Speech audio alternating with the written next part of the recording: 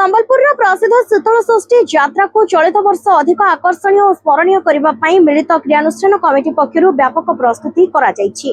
संबलपुर नंदपड़ा, झाड़ुआपड़ा और मोदीपड़ा तीन प्रमुख पुरातन यात्रा कमिटीर मिलित आयोजन और प्रस्तुति संपर्क में सूचना दे कहिसंती गत वर्ष अपेक्षा ए वर्षर शीतल षष्ठी यात्रा आहुरी भव्यतार सहित आयोजित हेबो एवं यह निजर एक स्वतंत्र परिचय सृष्टि करिबो।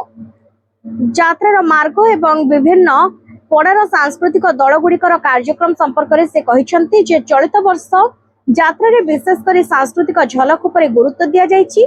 विभिन्न पड़ार लोक कलाकार माननकु एकाठी करी एही यात्रा माध्यम रे विलुप्त प्राय पारंपरिक कला संस्कृति को पुनरुद्धार करिबा पई एक अभिनव प्रयास करा जायछि। जो कलाकार माननकर कला आज शेष पर्याय रे पहुंचिछि एवं जो माने लोकलोचन को आसी पारुनाहांती से भली कलाकार माननकु शीतल षष्ठी यात्रा माध्यम रे निजर कला प्रदर्शन करने पाई एक बड़ मंच जोगाई दिया जाउछि। यह सह नगर परिक्रमा समय रे अन्य कोनोसी पड़ार यात्रा को मिलित क्रियानुष्ठान कमिटीर निर्धारित रूट मध्य प्रवेश करने को आदौ अनुमति दिया जिवो नाही।